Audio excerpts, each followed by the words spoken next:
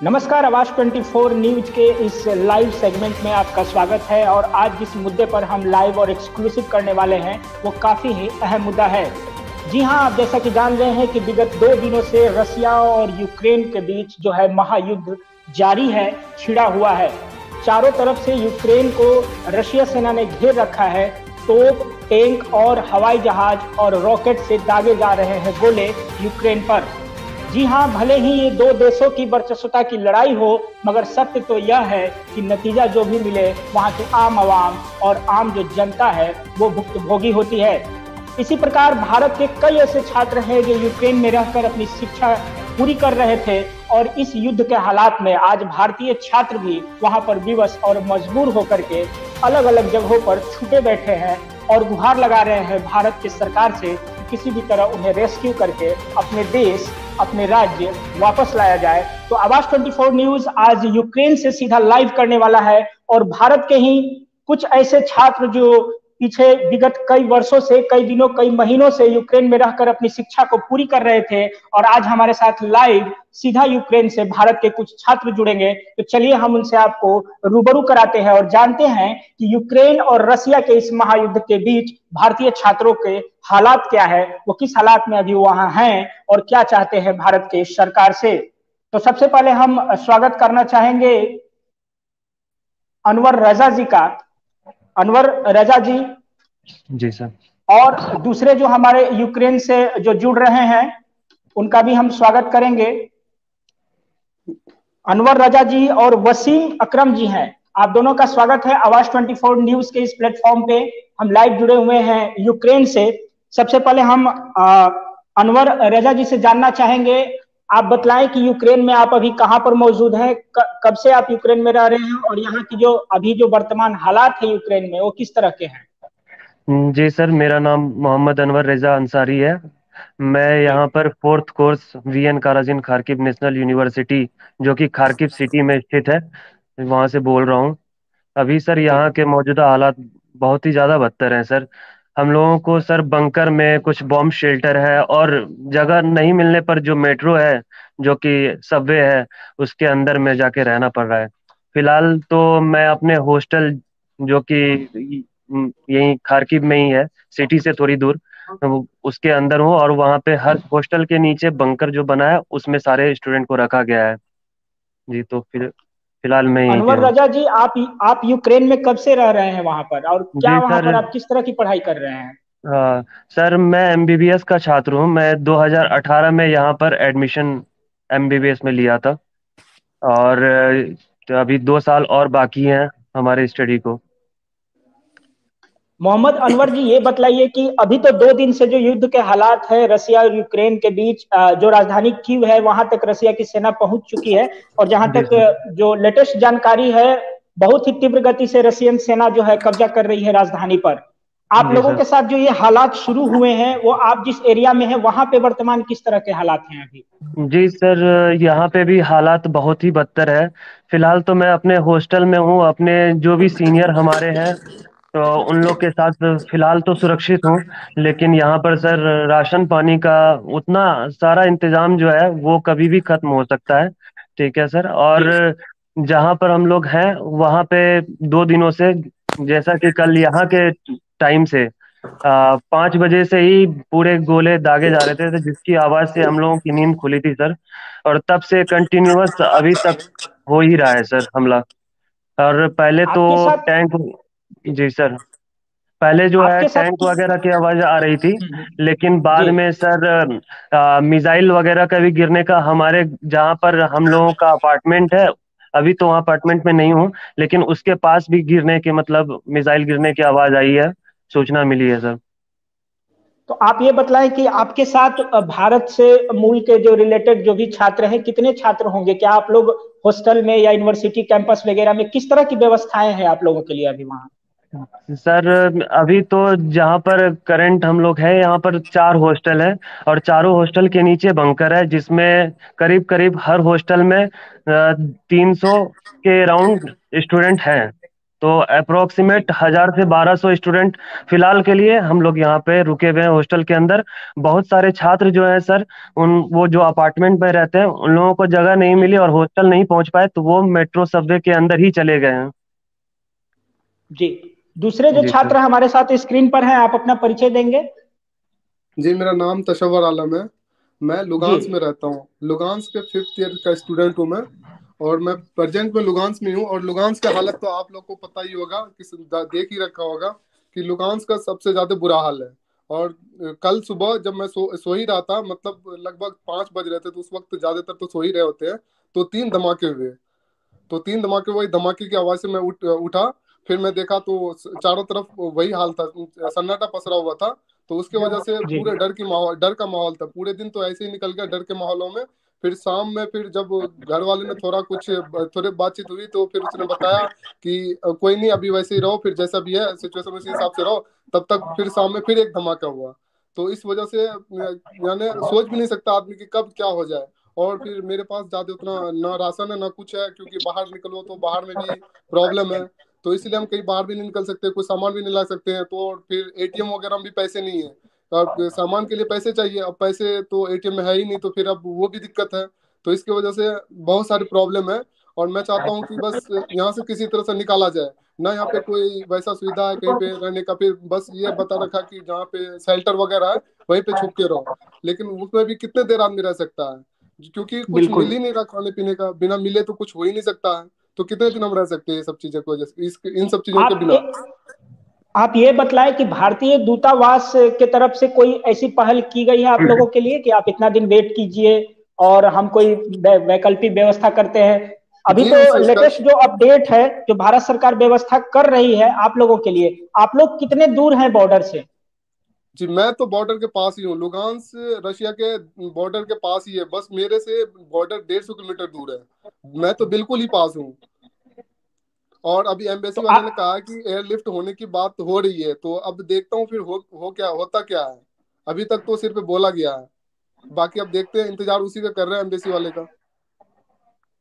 वसीम अकरम जी, आपको लगता है कि जो अभी हालात है, कितने टाइम तक आप लोग अभी वहां सुरक्षित अपने आप को महसूस कर रहे हैं? मतलब किस तरह की अभी स्थिति है? और भारतीय दूतावास जिस समय जिस तरीके से काम को आगे बढ़ा रहा है, क्या लग रहा है आपको, कितनी जल्दी आप लोग रेस्क्यू करके लाए जा सकते हैं भारत?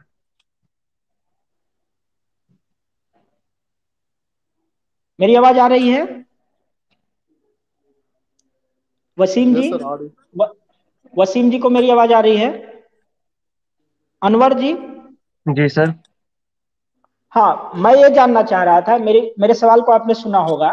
जी जो सर। अभी वर्तमान में स्थिति है, आप भारत सरकार से कोई अपील करना चाहेंगे? इस हालात में क्या लग रहा है कि राशन पानी की किल्लत हो चुकी है, एटीएम में पैसे नहीं है, आप लोग कितने टाइम वहां एक्सटेंड कर पाएंगे इस हालात में? सर, जैसा कि तसव्वुर भाई ने बताया कि जैसे एटीएम में पैसे नहीं है, और उसके अलावा यहाँ पे जो भी साधन है जैसे सुपरमार्केट वगैरह है वो सब भी क्लोज है। क्यों? यहाँ पे सर कर्फ्यू लागू हो गया है। जो भी सारे शहर जहाँ पे सिटी पे हमला हुआ है वहाँ पे कर्फ्यू लगा दिया गया है। कहीं पर 9 से लेकर के सुबह के 8 बजे तक कर्फ्यू है, कहीं पे 6 बजे तक है। लेकिन और इसके बीच सर बार बार जो हवाई हमले हो रहे हैं उसकी वजह से सुपर मार्केट खुला ही नहीं है। तो और एटीएम भी काम नहीं कर रहा है। और ना ही हमारा जो एटीएम है, जो इंडिया का जो एटीएम है वो यहाँ पे काम नहीं कर रहा है ट्रांजैक्शन में। तो अभी तो फिलहाल हम लोग सुपर एडवाइजर के साथ हम लोग रह रहे हैं। तो फिलहाल उनके तरफ से थोड़ा बहुत खाना मिल रहा है हमें, लेकिन हमें नहीं लगता है कि ये ज्यादा दिन चल पाएगा। और सर एक और बात है, जो कि खार्किव सिटी जो सर है वो 40 से 50 किलोमीटर दूर ही है सर। तो इसके वजह से जो सर वो कल ही यहाँ पे घुस चुके हैं रशियन ट्रूप। और आज कुछ हमारे दोस्तों ने बताया कि वो टैंक भी देखे हैं, रशियन टैंक, जो उनके अपार्टमेंट के बगल से ही गुजर रही थी। तो सर यहाँ पे बहुत ज्यादा डर का माहौल है सर। और जैसा कि देखा जा रहा है यहाँ, और जो एम्बेसी से पता चला है कि वो इवेक्युएट करवाना चाहती है रोमानिया और हंगरी के थ्रू। सर वो बॉर्डर हमारे खार्किव सिटी से बहुत ही दूर है सर, 1700 से 2000 किलोमीटर दूर है सर। और इस सिचुएशन में हमें नहीं पता चल रहा है कि इस सिचुएशन में सरकार क्या कर रही है। और हम लोग सर यहीं पे डरे हुए हैं, बैठे हुए हैं सर।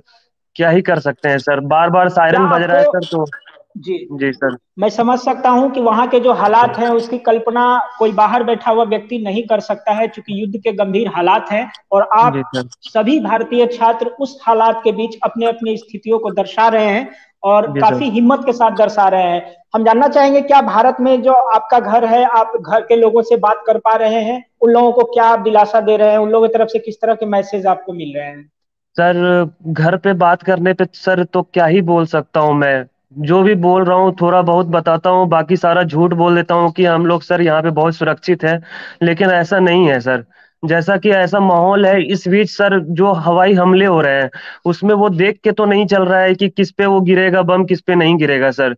सिविलियन भी मारे जा रहे हैं, कुछ स्टूडेंट पे भी गिर सकता है। फिलहाल तो हम लोग बंकर पे हैं, लेकिन बंकर में कितने दिन रह सकते हैं सर। हाँ, विदाउट फूड एंड वाटर के सर सरवाइव करना बहुत ही मुश्किल है सर। आप फिलहाल इस वर्तमान स्थिति में भारत सरकार को हमारे माध्यम से क्या अपील करना चाहेंगे? सर मैं तो, हम लोग जो यहाँ पे स्टूडेंट फंसे हुए हैं, खास करके जो सर वेस्टर्न यूक्रेन में, जो कि बॉर्डर जी, जहाँ से इवेक्यूएट करवाना चाहती है, ईस्टर्न यूरोप में, ईस्टर्न यूक्रेन में, खार्किव, पोल्तावा, सूमी स्टेट, जहाँ पर सर रशियन ट्रूप्स इन्वेड भी कर चुकी है और घुस भी चुकी है, वहां से जल्द यहाँ से हम लोगों को लेके जाया जा, यही मेरी अपील है सर। जैसा कि मैंने अभी थोड़ी देर पहले ही न्यूज में देखा कि कुछ बच्चे जो है जो चर्नोवित्सी सिटी में थे वहां से जी। इवेक्युएट कर चुके हैं। तो ये राहत देने वाला मैसेज था, लेकिन हम लोग के पास जितनी जल्दी से जल्दी पहुंच सके सर, यही मेरी अपील है सर, और यही दरख्वास्त है सर। आलम साहब, आप क्या कहना चाहेंगे? अपने जो वर्तमान के हालात हैं, भारत सरकार से आप क्या अपील करना चाहेंगे हमारे माध्यम से? सर मैं तो यही कहना चाहूंगा कि पहले, सबसे पहले तो वो बच्चे को ले जाए जो बॉर्डर के करीब है। जो जी, जैसे जैसे ये अनवर अनवर भाई साहब ने बताया कि ये बॉर्डर के करीब है और मैं भी बॉर्डर के बहुत करीब हूँ। तो पहले ऐसे बच्चे को निकाला जाए। तो इसके लिए आप समझ ही रहे हैं कि ऐसे बच्चों को निकालना कितना जरूरी है। यहाँ पे हवाई हमला कभी भी हो सकता है।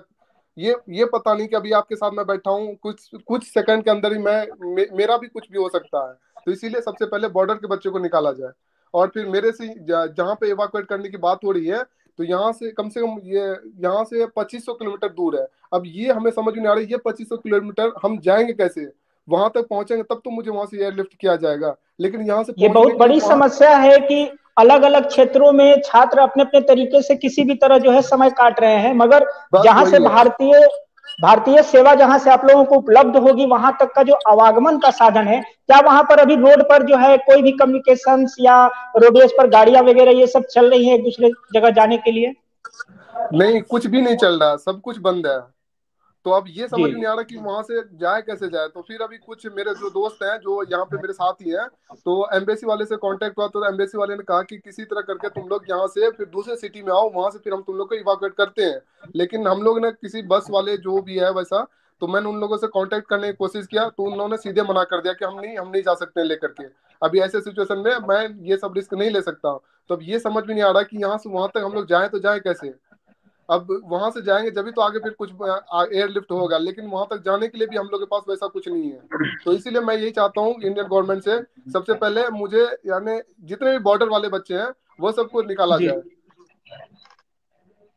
बिल्कुल, हम आप लोगों की पीड़ा समझ रहे हैं। आप यूक्रेन में इतने टाइम से रह रहे हैं और वहां पर युद्ध के हालात जैसी खबरें आम होती थी, लेकिन इस बार जो है मामला कुछ ज्यादा ही गंभीर है। आप वहां के आपके पास तो एक ऑप्शन है कि आप भारत आ सकते हैं। आपके जो दोस्त फ्रेंड जो यूक्रेन के रहने वाले होंगे, उनके लिए आप क्या कहना चाहेंगे? किस तरह के हालात हैं? उनके लिए भी वही हालात है जो मेरे लिए है। बस यही है कि हम इंडियन हैं तो हमें गवर्नमेंट किसी न किसी तरह इवाकुएट कर देगा। लेकिन उनके लिए तो हमसे भी ज्यादा सिचुएशन खराब है, क्योंकि उन्हें यहीं पे रहना है। बस ये हो सकता है कि ये यहाँ से निकल के गांव चले गए हैं, तो गांव में होता है कि उतनी भीड़ नहीं होती है, तो उधर थोड़ा अपने आप को लोग सुरक्षित महसूस कर रहे हैं, तो यहाँ शहर से निकल के वो गांव चले गए हैं। तो शहर में तो अभी जी, तक कुछ भी नहीं दिखता है, दूर दूर तक जहां तक नजर उठाओ आपको खाली खाली दिखेगा। ना कोई रूम से अपना, यार घर से कोई बाहर निकलना ही नहीं चाहता। ऐसा सिचुएशन हो रखा है। ना कुछ मिलता है और कोई ना कोई निकलना चाहता है। बस कोई ऐसी इमरजेंसी हो जाती है जिसकी वजह से कोई निकलना मजबूरी हो जाती है, तब जब भी कोई निकलना चाहता है। चलिए, आप लोगों के हालात को देखकर निश्चित ऐसा लगता है कि जो हालात जो है काफी गंभीर हैं और भारत सरकार को जल्द से जल्द निर्णय लेना चाहिए। आवाज 24 न्यूज बिहार भी आप लोगों से जुड़ा और हम अपने प्लेटफॉर्म से अपने तरफ से आप लोगों को जरूर ये कहना चाहेंगे कि आप भारत के रहने वाले लोग हैं और जिस हालात में आप वहां पर अभी समय व्यतीत कर रहे हैं, आप हिम्मत बनाए रखें क्योंकि पूरी सरकार आपके साथ है, भारत के लोग आपके साथ हैं। तो निश्चित तौर पर बहुत ही जल्द आप अपने देश में होंगे और सुरक्षित होंगे। हम भी इसकी कल्पना करते हैं और आपको निश्चित तौर पर ये कहना चाहेंगे कि आप जहां पर भी हैं अपने हालात को अपने कंट्रोल में करते हुए किसी भी तरह सुरक्षित रहें और तब तक इंतजार करें जब तक भारत अपने तरफ से कोई सफल प्रयास न करे और आप सुरक्षित लौटे। यही हमारी कामना है। आप दोनों यूक्रेन से आवाज 24 न्यूज पर लाइव जुड़े, अपना समय दिया इस हालात में भी, इसके लिए हम शुक्रिया अदा करते हैं और आशा करते हैं और भरोसा करते हैं कि जल्द आप सुरक्षित अपने वतन लौट आएंगे और वो जितने भी तमाम भारतीय छात्र हैं उन सभी के लिए हम यही आशा और भरोसा रखते हैं। फिलहाल आवाज 24 न्यूज भी अपील करता है भारत सरकार से अपने इस चैनल के माध्यम से कि हमारे छात्र जो भारत के छात्र हैं जो यूक्रेन में फंसे हुए इस युद्ध हालात में, उन्हें जल्द से जल्द जो है इवैक्यूएट करके भारत लाया जाए जो सुरक्षित अपने घरों में अपने माता पिता के पास पहुंच सके। फिलहाल इस लाइव डिबेट में लाइव एक्सक्लूसिव यूक्रेन से जो आप कार्यक्रम देख रहे थे, इसका असर जरूर भारतीय सरकार पर होगा और उस प्रशासनिक विभागों पर होगा जो हमारा मकसद है कि छात्रों को जल्द से जल्द बचाकर अपने देश लाया जा सके। मैं ओम प्रकाश मिश्रा, आवाज 24 न्यूज में इस लाइव कार्यक्रम में फिलहाल मुझे दीजिए इजाजत। नमस्कार।